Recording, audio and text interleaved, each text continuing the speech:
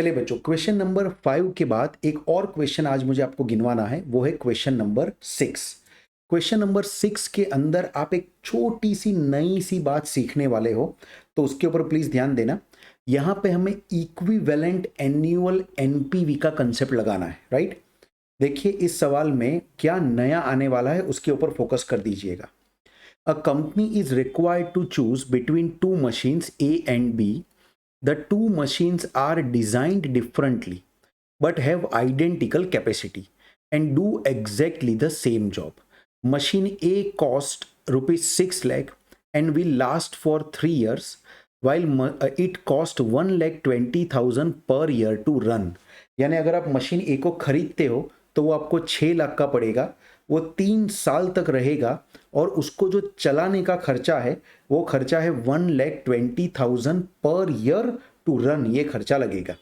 Machine B is an economy model costing rupees 4 lakh but will last only for 2 years. Machine B सिर्फ 2 साल तक रहेगा and cost rupees 1,80,000 per year to run. These are real cash flows. The costs are forecasted in the rupee of a constant purchasing power. मतलब कि time value of money का यहाँ पे constant मानते हुए गिना गया है, क्योंकि हमें बाद में टाइम वैल्यू ऑफ मनी को ध्यान में रख के उसमें एडजस्टमेंट करना ही है। Opportunity cost of the capital is 10%. Which machine the company should buy? Ignore the tax. Which machine the company should buy, और हमें टैक्स को करना है यहाँ पे इग्नोर, राइट। चलिए देखिए अब यहाँ पे आपको प्रेजेंट वैल्यू इंटरेस्ट फैक्टर भी दिया हुआ है 10% के ऊपर, 1 साल का, 2 साल का और ये 3 साल का। This shows the percentage and this shows the year. चलिए फटाफट हम इसको अगर सॉल्व करें तो सबसे पहले तो मुझे दोनों ही मशीन की एनपीवी को निकालना पड़ेगा। देखिए इसके लिए मैं एक छोटा सा टेबल बनाना चाहता हूँ। जैसे टेबल के लिए मैं लिख सकता हूँ पर्टिकुलर्स। ये टेबल के ऊपर आप ध्यान दीजिए तो आपको आइडिया आएगा, एनपीवी निकालना आसानी होगा।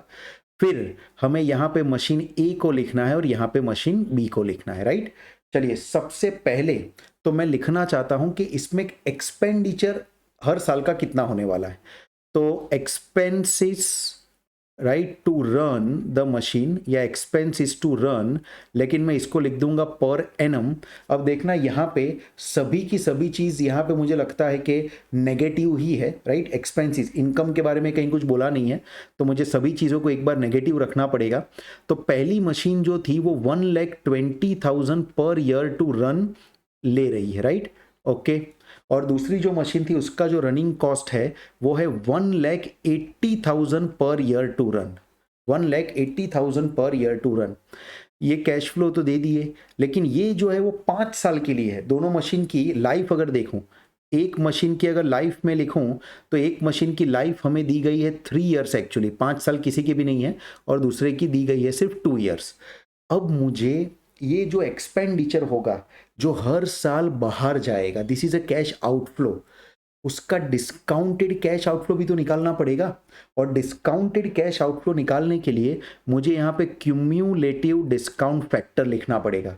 बट ध्यान रखना बच्चों, पहला क्यूम्युलेटिव डिस्काउंट फैक्टर 3 साल का होगा क्योंकि मशीन की लाइफ 3 साल की है, एंड दूसरा क्यूम्युलेटिव डिस्काउंट फैक्टर 2 साल का होगा क्योंकि मशीन की लाइफ 2 साल की है।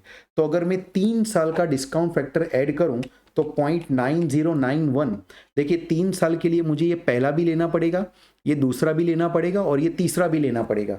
तो 0.9091 प्लस 0.8264 एंड प्लस 0.7513 मिल के जो मुझे मिलेगा वो हो जाएगा 2.4868 का फिगर। ये फिगर आएगा आपका क्यूमुलेटिव डिस्काउंट फैक्टर 3 साल का बच्चों। अब 2 साल का अगर वही क्यूमुलेटिव डिस्काउंट फैक्टर करना है तो 0.9091 आएगा प्लस 0.8264 आएगा, तो ये हमारा 2 साल का क्यूमुलेटिव फैक्टर हो जाएगा 1.7355। तो आप देखिए क्यूमुलेटिव डिस्काउंट फैक्टर आपका इस तरीके से बहुत ही अच्छे तरीके से आ जाता है, राइट। तो ये लाइफ ऑफ द मशीन आ गई। फिर क्यूमुलेटिव डिस्काउंट फैक्टर के बारे में हमने बात की, वो क्यूमुलेटिव डिस्काउंट फैक्टर भी पहले में 3 और 2 साल लिख दिए। अब मैं डिस्काउंटेड वैल्यू निकालता हूं, discounted value of the expenditure. Discounted value of cost, जो भी कॉस्ट है उसे मल्टीप्लाई करना है। सिंपली ये जो 1,20,000 की कॉस्ट है उसे 2.4868 से मल्टीप्लाई करूंगा तो मेरी जो डिस्काउंटेड कॉस्ट आएगी दैट विल बी 2,98,416। ये डिस्काउंटेड वैल्यू आ गई। उसके बाद यहाँ पे अगर करूँ तो इन दोनों को मल्टीप्लाई करके मुझे डिस्काउंटेड वैल्यू मिलेगी 1,80,000 इंटू 1.7355, तो ये आ जाएगा मेरा 3,12,390 का फिगर, राइट। ये दोनों ही फिगर आ गए। ध्यान रखिएगा ये दोनों ही एक्सपेंडिचर है।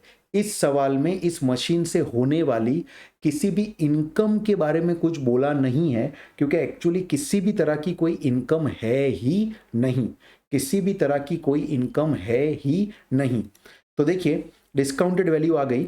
अब मुझे इसमें इनिशियल इन्वेस्टमेंट को एक्चुअली ऐड करना पड़ेगा। देखो इनिशियल इन्वेस्टमेंट भी देखा जाए तो नेगेटिव ही था, और दोनों नेगेटिव को मुझे ऐड करके टोटल नेगेटिव एक्सपेंडिचर लेके आना पड़ेगा। तो मैं यहां पे लिखता हूं इनिशियल इन्वेस्टमेंट जो था वो यहां पे लिख दूंगा इनिशियल इन्वेस्टमेंट। इनिशियल इन्वेस्टमेंट देखिए पहले के अंदर जो इनिशियल इन्वेस्टमेंट था वो कितना था उसको समझने की ट्राई करिए। तो पहले में 6 लाख रुपए का नेगेटिव इनिशियल इन्वेस्टमेंट था, ये भी नेगेटिव है और दोनों नेगेटिव होने की वजह से दोनों ऐड हो जाएगा। एंड दूसरे में था 4 लाख। यानी हमें इस क्वेश्चन में सिर्फ एक्सपेंडिचर का ही डिटेल दिया है, इनकम के बारे में कोई डिटेल हमें दिया ही नहीं है, तो ऐसे ही करना पड़ेगा। तो इससे जो हमें टोटल एक्सपेंसेस जो मिल जाएंगे, राइट, प्रेजेंट वैल्यू प्लस जो पैसा जाता है, पहले वाले का अंदर जो टोटल आपका एक्सपेंडिचर आएगा दैट विल बी 8 लाख। काफी देखो अच्छा काफी बड़ा सा फिगर आ रहा है, 8,98,416 आ रहा है। This is our expenditure, right, for total 3 years. And दूसरे में जो एक्सपेंडिचर आ रहा है बच्चों वो आ रहा है 7,12,390 का, ये भी एक टोटल एक्सपेंडिचर आया। अब अगर मैं आपको पूछूं कि बोलो मशीन ए और मशीन बी में से आपको कौन सा मशीन चूज करना चाहिए, तो आप क्या जवाब दोगे? नेचुरली आपका मन तो यही करेगा कि हम लोग क्या है कि मशीन बी को चूज कर लेते हैं, क्योंकि मशीन बी का एक्सपेंडिचर टोटल एक्सपेंडिचर कम आया है। But here you have to be aware, थोड़ा सोचिए, एक गड़बड़ इस सवाल में हो जाएगी अगर आप ऐसा करेंगे। दोनों ही मशीन की लाइफ अगर आप कंपेयर करोगे तो अलग अलग है। अब दोनों मशीन की लाइफ जब अलग अलग होती है तो इस तरीके से टोटल एक्सपेंडिचर देख के हमारा आंसर नहीं आ सकता, इस तरीके से टोटल एक्सपेंडिचर देख के हमारा आंसर नहीं आ सकता। उसकी जगह पे हमें इक्विवेलेंट वैल्यू लानी पड़ेगी। यहाँ पे एनुअल एनपीवी तो नहीं है तो मैं एनपीवी का वैल्यू तो नहीं लेके आ पाऊंगा, या यूं मैं कहूँ कि यही मेरा एक्चुअली नेगेटिव एनपीवी है, क्योंकि मुझे खर्चे के बारे में इंफॉर्मेशन दी है, इनकम के बारे में कोई इंफॉर्मेशन ही नहीं दी है। तो मुझे क्या करना पड़ेगा, बहुत ही इंटरेस्टिंग, मुझे इक्विवेलेंट, राइट, क्या करना पड़ेगा, मुझे इक्विवेलेंट एनपीवी लेके आना पड़ेगा। इक्विवेलेंट एक्सपेंसेस या इक्विवेलेंट एनपीवी लेके आना पड़ेगा। अब ये मैं कैसे लेके आऊंगा, तो सिंपली ये लाने के लिए मुझे करना क्या पड़ेगा ये मैं आपको बता देता हूं। मुझे करना ये पड़ेगा कि जो मेरा टोटल एक्सपेंडिचर आया है, जो मेरा टोटल एक्सपेंडिचर आया है या टोटल नेगेटिव एनपीवी जो आई है, उसको मुझे डिवाइड करना पड़ेगा क्यूम्यूलेटिव डिस्काउंट फैक्टर से। तो ये आपको मेन चीज याद रखनी है बच्चों कि आपको क्यूम्यूलेटिव डिस्काउंट फैक्टर से डिवाइड करना पड़ेगा, तब जाके आपको इक्वेटेड का आंसर मिलेगा। So this is a new thing जो आपको इसमें सीखनी थी। अब देखिए यहाँ पे ये 898,416 है, मैं उससे डिवाइड कर दूंगा इस फैक्टर से 2.4868, 8,98,416 डिवाइड बाय कर दूंगा इसको मैं 2.4868 से। तो जो हमारा आंसर आएगा बच्चों इक्वेटेड एक्सपेंडिचर का, वो आएगा 3,61,274 या 273 पॉइंट एक्चुअली 92 है, इस बार पूरा लिखते हैं। तो ये मेरा नेगेटिव इक्वेटेड एक्सपेंडिचर आ गया। ये एक्सपेंडिचर जो आ गया ना बच्चों, वो पर एनम का एक्सपेंडिचर हो गया। अभी ये जो ग्रीन कलर से लिखा था वो 3 साल का एक्सपेंडिचर था, ये जो दूसरा ग्रीन कलर से लिखा है वो 2 साल का एक्सपेंडिचर है, लेकिन ये जो मैंने पर्पल कलर से लिखा, अब ये सिर्फ और सिर्फ 1 साल का यानी कि पर एनम का एक्सपेंडिचर हो गया है। चलिए दूसरे में भी पर एनम का एक्सपेंडिचर लाएंगे तो मुझे करना ये पड़ेगा कि ये जो 7,12,390 है उसे इस 1.7355 से डिवाइड करना पड़ेगा। 7,12,390 डिवाइड बाई 1.7355, ये जो फिगर आपको बच्चों मिलता है वो 4,10,481.12, ये आपका फिगर आ गया है इक्विवेलेंट एक्सपेंडिचर का। ये भी बच्चों हमारा पर एनम का एक्सपेंडिचर हो गया। अब एक लॉजिक समझिए बच्चों, नेचुरली जब दोनों ही एक्सपेंडिचर, दोनों ही मशीन की लाइफ जब अलग अलग है तो उनके टोटल नेगेटिव एनपीवी या टोटल एक्सपेंडिचर को मैं डायरेक्ट तो कंपेयर कर नहीं सकता, क्योंकि एक नेगेटिव एनपीवी ये कहती है कि 3 साल में इतना नेगेटिव एनपीवी आएगा, जबकि दूसरी नेगेटिव एनपीवी ये कहती है कि 2 साल में इतनी नेगेटिव एनपीवी आ जाएगी। तो 3 साल इन 2 साल, इसको डायरेक्ट तो कंपेयर नहीं कर सकते ना बच्चों, इसलिए हमें ये इक्वेटेड एक्सपेंसेस या इक्वेटेड एनपीवी का कंसेप्ट निकालना पड़ेगा। आई एम श्योर इससे आपको जो एनपीवी मिलती है या जो एक्सपेंडिचर मिलता है वो पर एनम के बेस पे मिलता है, ऐसा आपको आइडिया आ गया होता।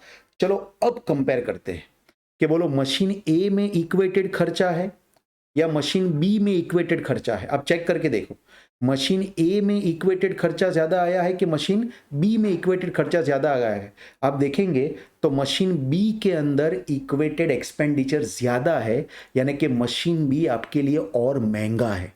ध्यान देना, नेगेटिव एनपीवी होने की वजह से मैं यहाँ पे मशीन बी को ज्यादा नेगेटिव एनपीवी होने की वजह से रिजेक्ट कर रहा हूं। तो कहने का सिंपल मीनिंग ये हुआ कि मशीन बी को हमें रिजेक्ट करना पड़ेगा क्योंकि उसमें ज्यादा नेगेटिव एनपीवी या ज्यादा खर्चा है, राइट, और हमें मशीन ए को एक्सेप्ट करना पड़ेगा क्योंकि उसके अंदर कम नेगेटिव एनपीवी आई है, कम नेगेटिव एक्सपेंडिचर आया है। तो आई एम श्योर इस सवाल में आपको पहले ये तो समझ में आ गया है कि पूरा का पूरा फंडा जो है वो एक्सपेंडिचर के बेस पे था, इनकम का कोई डिटेल नहीं दिया था, तो इनकम के बारे में हम यहाँ पे कुछ भी सोच सकते नहीं थे, right. So I am sure question number 6 आपको बहुत ही अच्छे तरीके से समझ में आया होगा दोस्तों।